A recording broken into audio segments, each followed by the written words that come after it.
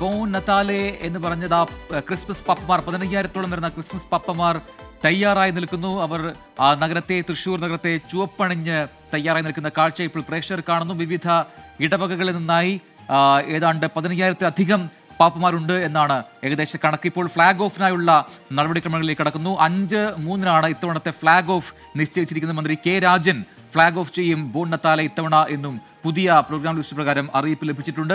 എന്തായാലും ആരാകും ഇത്തവണ കൂടുതൽ മാർക്ക് നേടി 1ാം സ്ഥാനത്തെത്തുക, വിവിധ കാറ്റഗറികളിൽ എന്നതുകൂടി നിശ്ചയിക്കാനുള്ള സമയമാകുന്നു. അടുത്ത 3 മണിക്കൂർ നേരം തൃശ്ശൂർ നഗരത്തെ ചുവപ്പണിയിച്ചുകൊണ്ട് അക്ഷരാർത്ഥത്തിൽ ആവേശക്കടലിലാക്കിക്കൊണ്ട് ഈ പപ്പമാർ റാലിയിൽ പങ്കെടുക്കും. ഏറ്റവും പുതിയ വിവരങ്ങളുമായി നിഖിൽ പ്രമേഷും സൂരജ് സജി കൂടി ചേരുന്നു.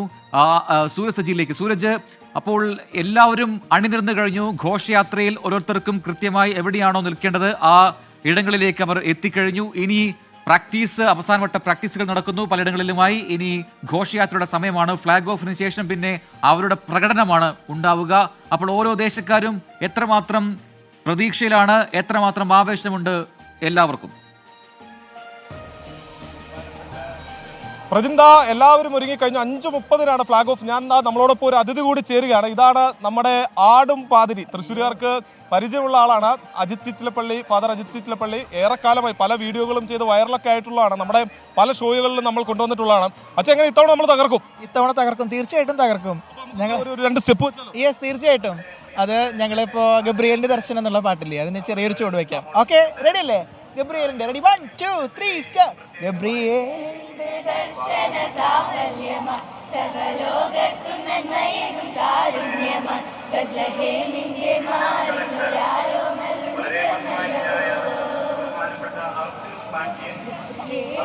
ദർശന സാഫല്യമാ സർവലോകർക്കും നന്മയേകും കാരുണ്യമാ സദ്ലഹേമിന്റെ മാറിലൊരാരോമൽ ഉണ്ണിക്കണ്ണതോ. അപ്പൊ അച്ഛൻ തകർക്കും നമ്മള്. ഓക്കെ, തകർക്കും. ഇപ്രാവശ്യം ഞങ്ങൾ നേരത്തെ തന്നെ വന്നിട്ടുണ്ട്. അതാണ് പ്രശ്നം. അതായത് നേരത്തെ മുതൽ, അതായത് ഇന്ന് ഉച്ചയ്ക്ക് 1 മണിയോടൊക്കെ കൂടി തുടങ്ങി എത്തിച്ചേർന്ന വലിയ ആവേശത്തിലല്ലേ? എങ്ങനെ അടിക്കോ? കപ്പടിക്കോ?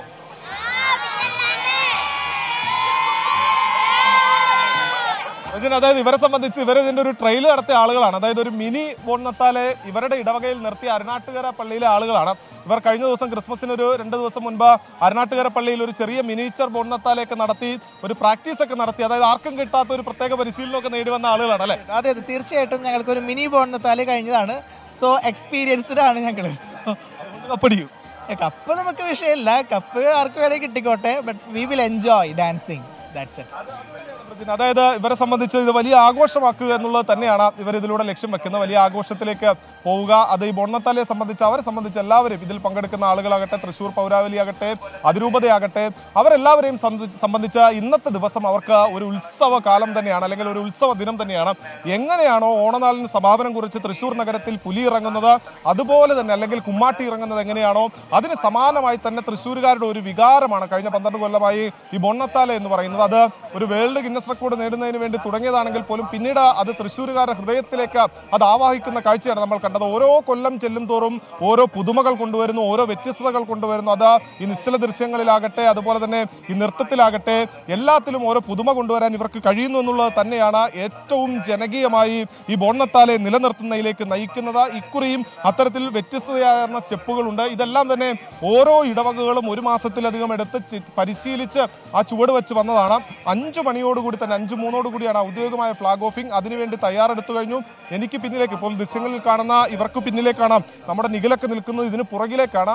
അത്രമാത്രം ദൂരത്തിൽ 15,000-ലധികം പാപ്പാമാർ, നോക്കത്താ ദൂരത്തോളം പാപ്പാമാർ അങ്ങനെ അണിനിരന്ന് നിൽക്കുകയാണ്. നമുക്ക് എണ്ണി തിട്ടപ്പെടുത്താൻ പറ്റില്ല. മറ്റേ നമ്മളൊക്കെ ഒരു കണക്ക് പണ്ട് പറയുന്ന പോലെയൊക്കെ ഉള്ള ഒരു കണക്കാണ്. 15,000-ലധികം എന്ന ഇവർ പറഞ്ഞു. പക്ഷെ അതിലും കൂടാനേ സാധ്യതയുള്ളൂ. കാരണം ഓരോ വർഷവും ഇതിൽ പങ്കാളിത്തം കൂടിക്കൂടി വരുന്നു എന്നുള്ളത് തന്നെയാണ് ഓരോ അതിരൂപതയുടെ ഓരോ കമ്മിറ്റികൾ എടുത്താലും അല്ലെങ്കിൽ ഓരോ ഇടവകകൾ എടുത്താലും അവർ പറയുന്നത്. ഈ തൃശ്ശൂരുകാരെ സംബന്ധിച്ച ഒരു മതേതരത്വത്തിന്റെ ഐക്യം കൂടിയാണ് ഈ ഇത്തരം ആഘോഷങ്ങൾ എന്ന് പറഞ്ഞാൽ. അത് പുലിക്കളി ആകട്ടെ, അതെല്ലാവരും, എല്ലാ വിഭാഗം ആളുകളും ഒരുപോലെ ഏറ്റെടുക്കുന്നു. അതുപോലെ തന്നെ ഈ ബോൺനത്താലെ ആകട്ടെ അത് എല്ലാവരുടെയും ആഘോഷമാണ്, തൃശ്ശൂരുകാരുടെ ആഘോഷമാണ്.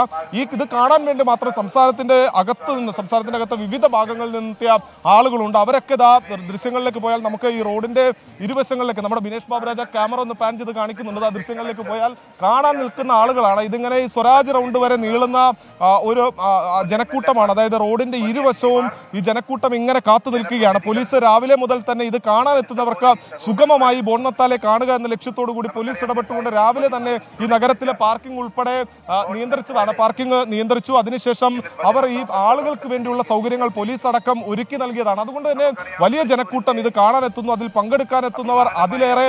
എന്തായാലും തൃശ്ശൂരിന്റെ അഭിമാനമായ ബോൺനത്താലേക്ക് ഫ്ളാഗ് ഓഫ് വീഴാൻ അല്പസമയം മാത്രമാണ് പ്രജിൻ അവശേഷിക്കുന്നത്.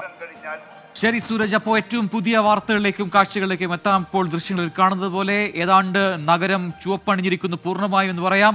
അങ്ങനെ തൃശ്ശൂർ റൗണ്ടിനെ ചുറ്റാൻ പോകുന്നു പപ്പമാർ. 15,000-ലധികം വരുന്ന പപ്പമാരാണ് ഇത്തവണ ബോൺനത്താലയിൽ പങ്കെടുക്കുന്നത്. മെറി ക്രിസ്മസ് എന്ന് പറഞ്ഞുകൊണ്ട് ബോൺനത്താലയുടെ ഭാഗമാകാൻ പല ഇടവകകളിൽ നിന്നായി ഏതാണ്ട് 15,000-ലധികം പാപ്പമാർ എത്തിയിട്ടുണ്ട്. അതിൽ ആബാലവൃദ്ധം ജനങ്ങളുണ്ട്. തൃശ്ശൂർ പൗരാവലിയും തൃശ്ശൂർ അതിരൂപതയും ചേർന്നാണ് ബോൺനത്താലെ ഒരുക്കിയിരിക്കുന്നത്.